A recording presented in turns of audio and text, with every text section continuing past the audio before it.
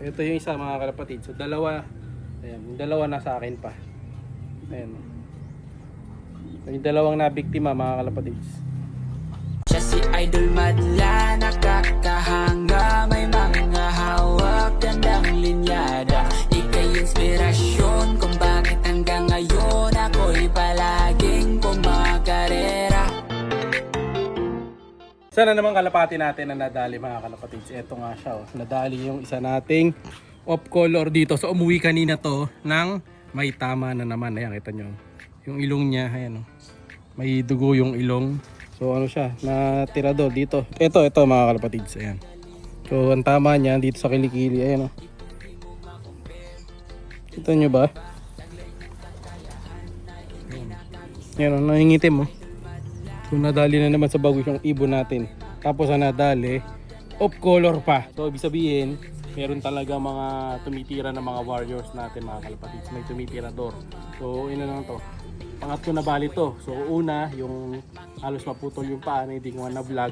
Pangalawa, yung kulay pula na halos bumaling ko yung tuka niya. No? So nandito yun. Ayun siya. Ayun. Ito naman, yung pangatlong biktima nila. Dito, sakit to. So hindi na natin malalaban to. Ang masakit pa dito, nakakalabring. Kapatid sa ayan, NDR 2026 PRC. Warriors natin to mga kalapatid, pang laban natin. Hindi ko lang alam kung ano line nito. Hindi ko sure kung ano line eh. Hindi ko na maalala kung kaninong anak to. Pero sa base sa formahan na ganitong tensil, baka masilit to. Ganda ng kulay, oh. Kaso yun nga, na biktima mga kalapatids. Maglulugon pa dahil tinamaan, naglugon. Sayang. So bali dalawa na yung nadaling ibon natin. So bago ko pakita sa inyo isa, ito nga pala update sa lugar natin mga kalapatids. Ayan, oh. Meron na tayo ditong parang pinaka mini taniman mga kalapatids. Ayan, oh. Ganda. So yung lugar natin dito na linis na nila Tatay Madla sa ni Madla Tree. So ayan, oh. Tinaas na nila yung mga tapakan dito kasi binabaha to, inaabot ang baha to.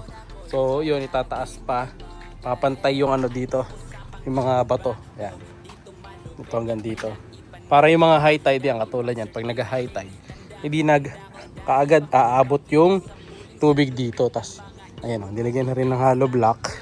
So gagawin na tong taniman ni Tatay Madla hanggang dun. Ayan, yung buong square na to gagawin taniman yan. Ayan, kaya magandang mangyayari dito. After na siguro mga 2 weeks, tapos na to, or 1 week lang. Hindi ako masyado makalakad eh. Medyo injured tayo, may tali tayo sa para akong manok. No? Tapos inuubo pa. Kaya ganyan ang ating boses. So ayun nga, inaayos natin to. Pag naayos to, maganda-ganda to mga kalapatids. Saka yung loft na nasa kabila, yun, nalipat na.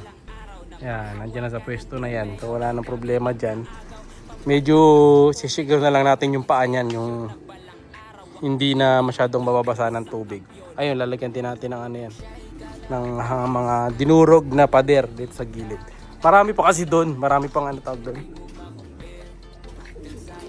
Uy, nagpoops pa siya. Nagpoops ka pa, boy.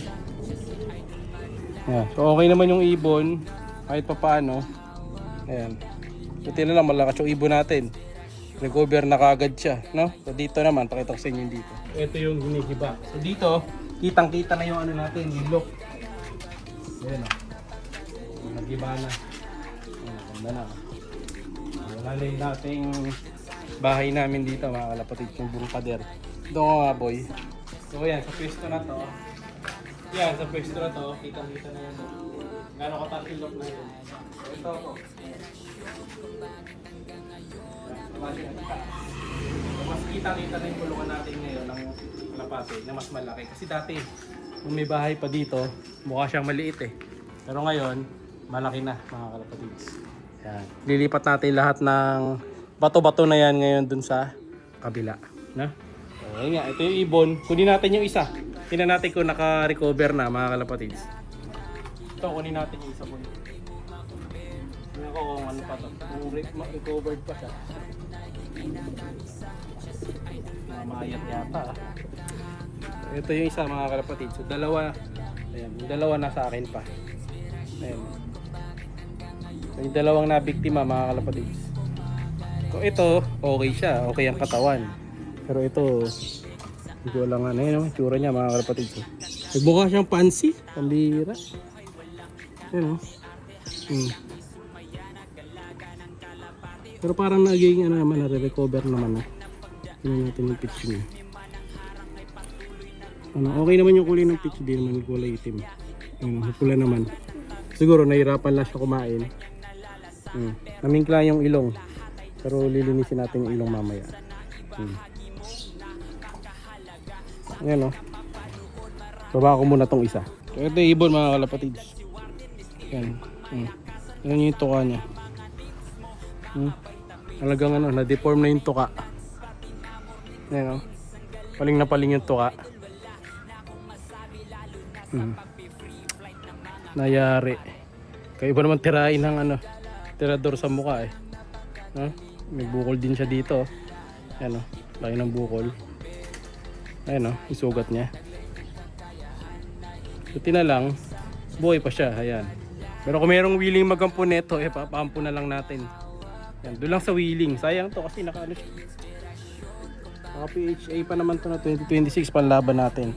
No, so pangalawa nang nadali natin na naka-club ring. So yung isa, yung pinamigay ko nga na napilay.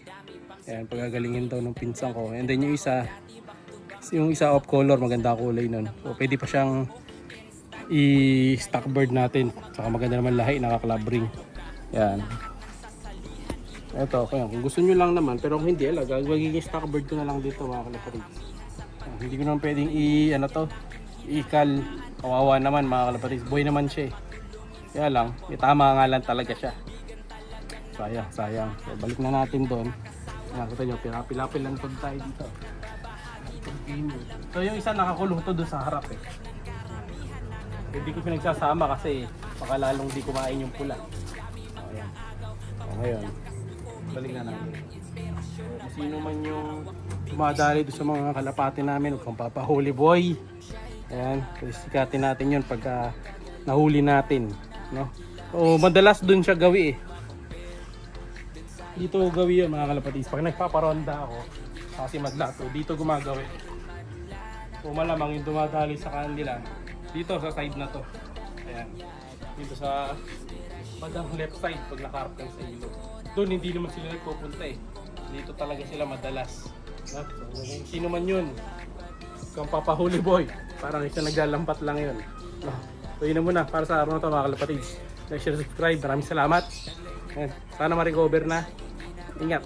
Siya'y kalapatistang napakagaling na kinakilala.